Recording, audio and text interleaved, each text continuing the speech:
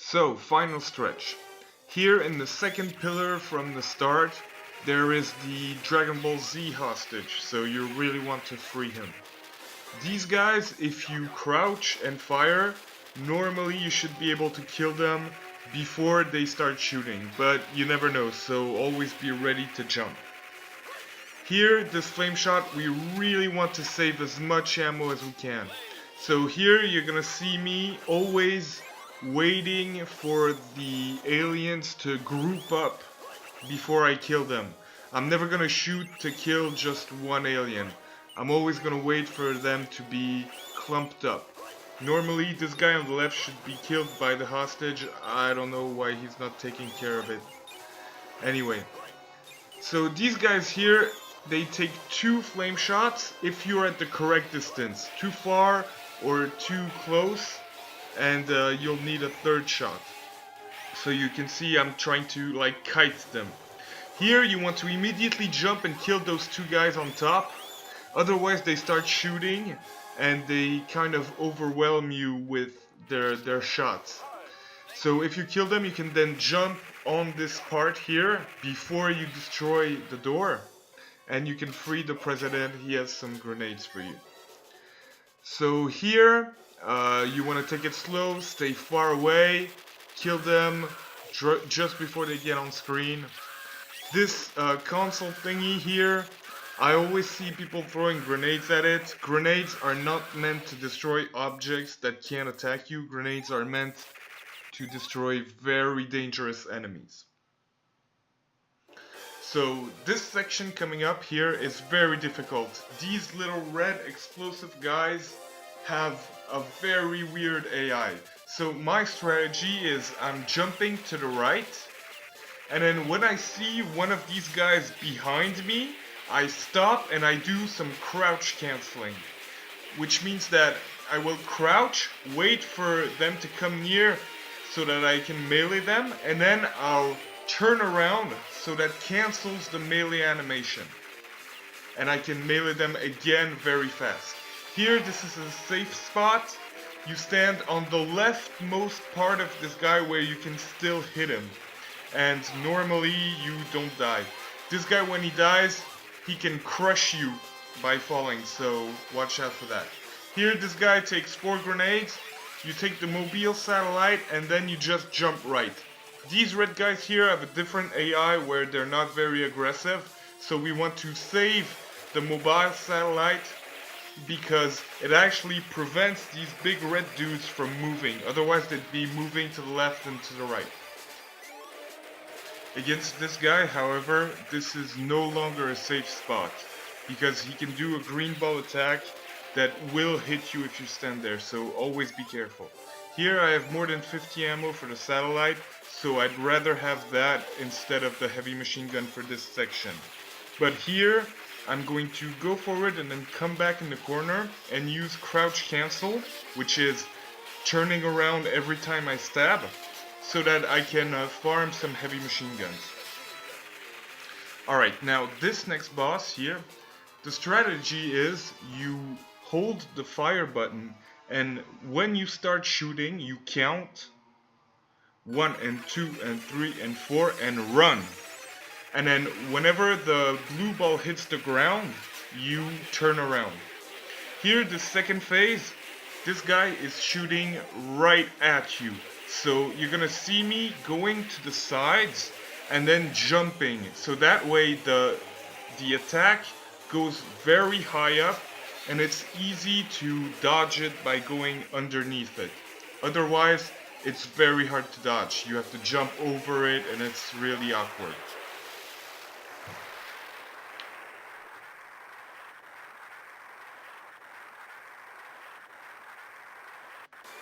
So here, the clones. These guys can be very dangerous if you leave them be for a few seconds. So you really want to kill them as soon as they spawn. Here, we can get into the tank. So the strategy here is to stand just to the side of where the green ball falls, and when it bounces, you move underneath it. Here, these guys, when they fall, they can't crush the tank. so you can freely stay safe under them. These guys just cannon them down, they won't even have a chance to fire. However, these guys being behind you, you can't cannon them, so you're going to have to avoid their attack. And the easiest way to do that is just to jump in and out of the vehicle to abuse invincibility frames, as always. And you can see that the invincibility actually lasts for like half a second when you hit the ground. So really no reason not to do it. These guys here are not very difficult. You want to make sure you pick up the flame shot here for the next section. But other than that, just stay in the left corner, shoot up, and whenever you have a clone that's in front of you, you just shoot a cannon round. Normally you have plenty cannon rounds enough for this scene. So here now we can destroy the tanks, no longer useful. And we're going to go to one of the most nerve-wracking section of this level. So here what I want to do is I want to stay in the middle of the screen. If I go too far left or right, I'm going to pick up a heavy machine gun. So here I shoot to the right to get the boss thingy. And when the clones clump up to the left, I just turn around and shoot once. Now that I'm done with my flame shot, I'm going to get in this exact position and farm until I have 999 ammo for the heavy machine gun. And then I'm going to go to this bottom left corner, which is pretty much a safe spot, because their flame shot can't hit me. And I'm just going to shoot and jump so that I little by little hit the boss. Now these guys that spawn on top of me, they can be dangerous. If you leave them 2 or 3 seconds, they can melee you if you just so happen to jump at the exact moment where they hit you, so beware.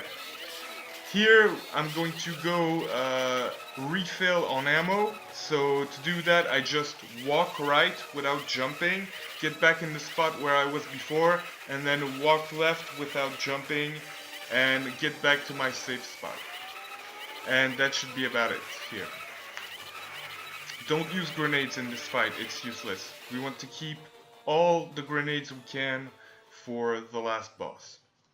So now we are going to have to fight the zombie version of Theo. So there will be little lumps on the ground where you can hide from them. If you understand how that works, it's actually very easy. But at first you'll be like, whoa, how am I supposed to dodge that? Well, it's easy. You basically just have to crouch just behind these kind of lumps here. So here this guy has a tendency of barfing whenever you get up, so the safest thing is just to wait for him to barf and then go. Here I'm gonna do some more crouch canceling. Crouch canceling, not counseling. And here I'm going to get in this spot where my feet are just under the line on the ground, you can see. And I'm going to shoot left and kill 2 zombies, and when I hear the second dying, I know it's safe to pick up the bombs and then jump on the other side of the lump on the ground. So here I'm throwing 3 grenades, that's just a habit. I don't know why I do that, it's stupid. You should keep your grenades for the last boss. So here we have the weapon we'll be using for the last boss, the flame shot, of course. So we really want to keep this vehicle so that we can keep the flame shot as well. So here, don't use any cannon, just dispatch those guys with the normal machine gun.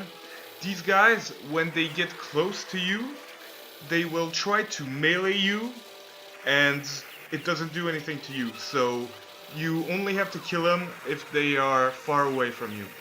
Here I scrolled the screen just enough so I can start shooting at the door, but I don't want to go too far to the right, otherwise there are zombies that will start spawning and there's really no way of killing these. You will get hit if you go too far to the right.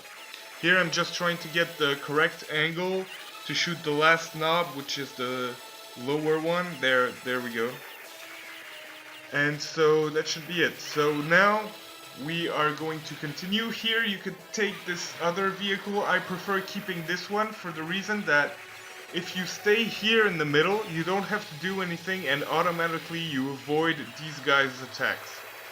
So here we're going to use the bombs that we saved up. Damn, it died just before killing it.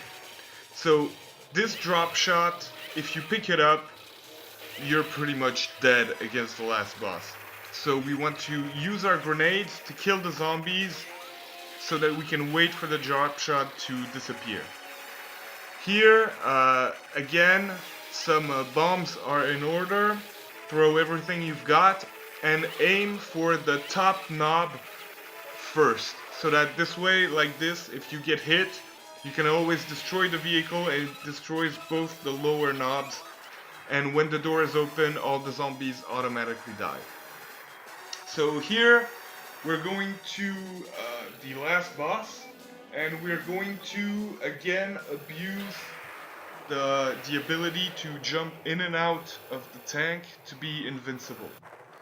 So our strategy will be to stand on the boss next to the tank. It's actually safer to stand on the boss than in the tank. And then when the boss is going to be shooting his green and red balls, we are going to jump back into the tank and immediately jump out. So here it's really an audio cue. Thank God I didn't pick that up. It's really an audio cue. See, now you hear him spitting, you jump back into the tank and then jump back out. You really want to stay out of the tank, not only because it allows you to hit him with the flame shot, which does insane damage, but it's also safer because you get a bigger invulnerability period when you jump back in and jump back out. So here, I got hit on the same frame where I got into the tank. So the game interprets that as me exiting the tank. So that's a weird bug. You just have to know that it exists and be prepared. So here we can use this rocket launcher if we stand in the correct spot.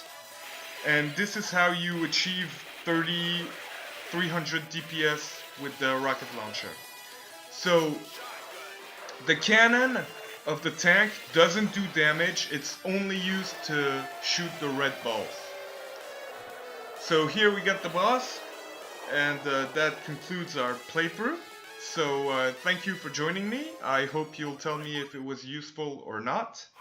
And if it was, well, maybe I'll do one for Metal Slug X. Okay, thanks, bye. Mission.